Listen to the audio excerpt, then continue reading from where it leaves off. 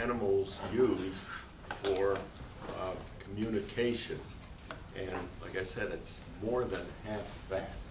So we don't have that, although I must admit I've met a lot of fat heads in my life.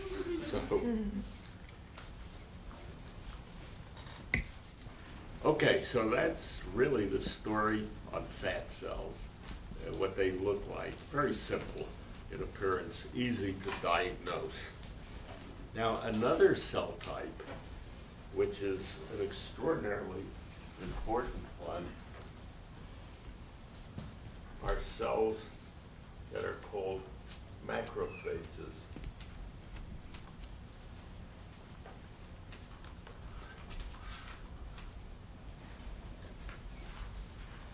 And the pronunciation of this word varies among people, and the same person may pronounce it one way one time and another way another time. Macrophage, macrophage, same cell. It's just, you know, tomato, tomato type terminology. These cells are among the major defenders of the body. In a sense, they're kind of the garbage men of the body. Where do they come from?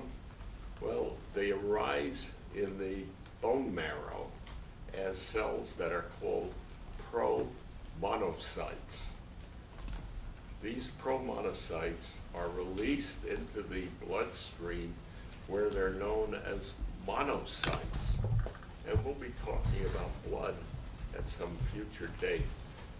Monocytes have the ability to squeeze their way out between the endothelial cells that line the capillaries and get out into the connective tissue. The instant that they leave the blood vessel and enter the connective tissue, they are now called macrophages. Macrophages have the ability to phagocytose, that is, to take in to their interior cells that have outlived their usefulness, all kinds of cellular debris, kinds of foreign invaders like bacteria and viruses, and destroy them by lysosomal activity. These cells are actively phagocytic. What I mean by that is they are able to send out pseudopods and to surround this offending material, take it into the cell, fuse it with lysosomes, which then break down the bacteria or whatever. You've seen macrophages at work in your own body, although you may not have realized it. Every time you get a bruise, what has happened? Well, you've broken a bunch of capillaries, and red blood cells have gotten out into the fibrous connective tissue, and you get the typical black and blue mark. And then over a period of time, you notice that that bruise fades. What has happened?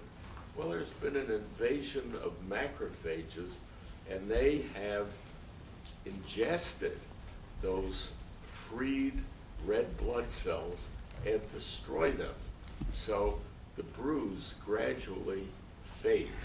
It's macrophage action. You don't realize how busy things are under your skin, but there they are. Okay, now, in addition to being involved in defense in that sense, they're also extremely important in the immune process. Without the presence of macrophages, antibodies cannot be produced. Macrophages are there to help. And we don't have time to get into that arena of macrophage function, but eventually we will cover it, and I'm sure that Dr. Weinberg will say some words about it when he talks to you about immunology.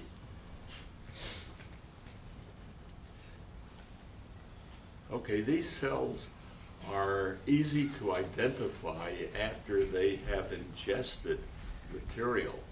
Before that, when they have just been newly minted in a sense, they look sort of like fibroblasts. They're a little bit smaller and so on. Now, suppose your body has been invaded by something that's really pretty big. Something got under your skin. One macrophage by itself cannot handle it. It's just too big. So what happens is that macrophages will fuse together to form very large, what are called foreign body giant cells. You will be hearing a lot about those in pathology. They're quite characteristic of certain pathological conditions. So what is happening is that the macrophages come together, fuse, to form a giant cell that will have multiple nuclei that can collectively ingest whatever this obtrusive material might be.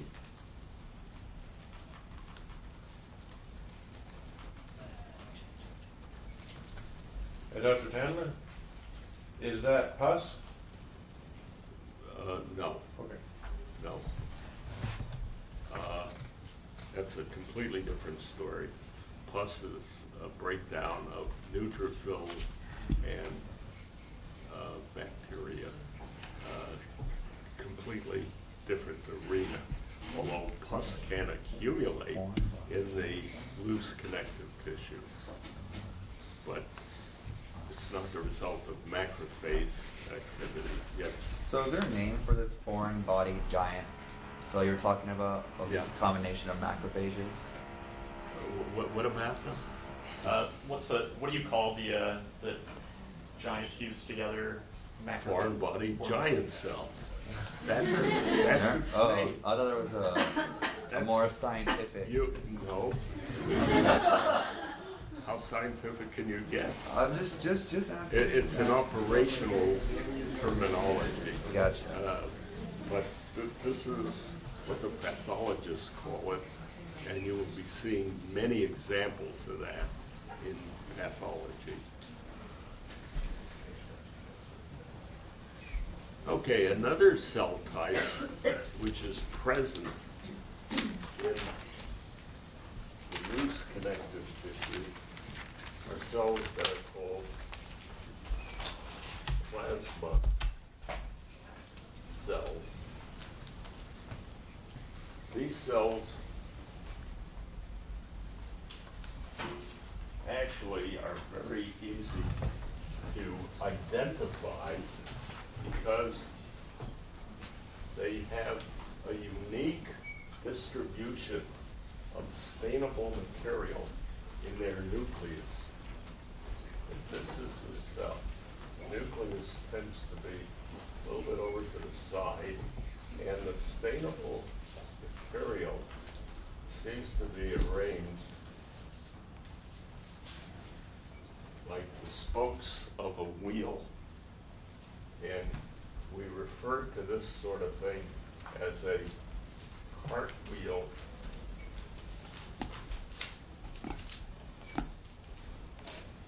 nucleus. Very characteristic and unique.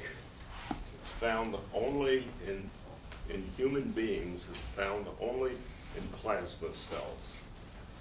There are cartwheel nuclei in other organs, in other species, but in man and women, of course, plasma cells can be identified by this cartwheel nucleus. What do these cells do?